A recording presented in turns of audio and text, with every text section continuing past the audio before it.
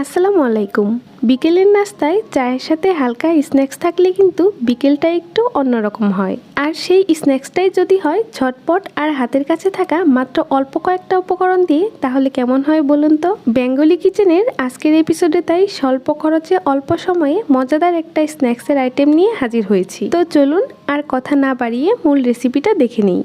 আজকের আইটেমটার জন্য আমি এখানে নিয়েছি 6টা ছোট সাইজের আলু। তবে আলুগুলো একটু বড় সাইজের হলে কিন্তু দুইটাই যথেষ্ট। আর আলুগুলোর খোসাটাকে ভালো করে ছাড়িয়ে নিতে হবে। এরপর আলুগুলোকে একটা গ্রেটারের সাহায্যে গ্রেট করে নিতে হবে। সবগুলো আলু গ্রেট করা হয়ে গেলে এবার ঠান্ডা পানি দিয়ে 2 থেকে 3 বার এটাকে ভালো করে ধুয়ে নিতে হবে। আর অবশ্যই আলুটা থেকে পানি এভাবে ভালো করে চেপে চেপে ফেলে দিতে হবে। সবগুলো আলু ভালো করে ধুয়ে পানিটা আমি ঝরিয়ে নিয়েছি। এবার এতে অ্যাড করব হাফ কাপ পরিমাণ পেঁয়াজ কুচি, হাফ টেবিল চামচ দিয়ে দিচ্ছি কাঁচামরিচ কুচি, হাফ কাপ দিয়ে দিচ্ছি চালের গুঁড়া। চালের গুঁড়া না থাকলে ময়দাটাও ব্যবহার করা যাবে, তবে চালের গুঁড়া ব্যবহার করলে এটা একটু বেশি ক্রিস্পি হয়।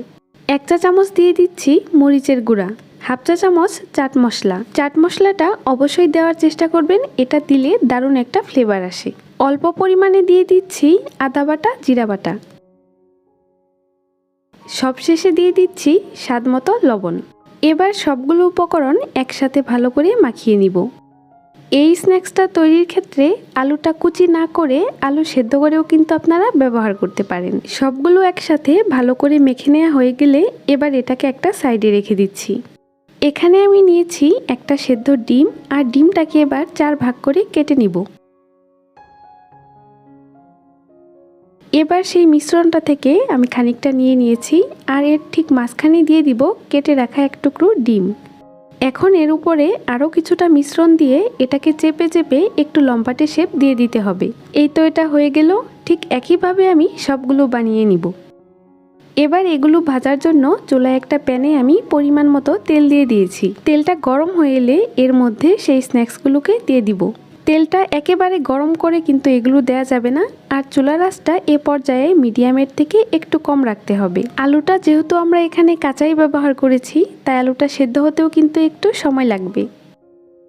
একটা সাইড ভাজা হয়ে এলে অপর সাইডটা উল্টে দিতে হবে।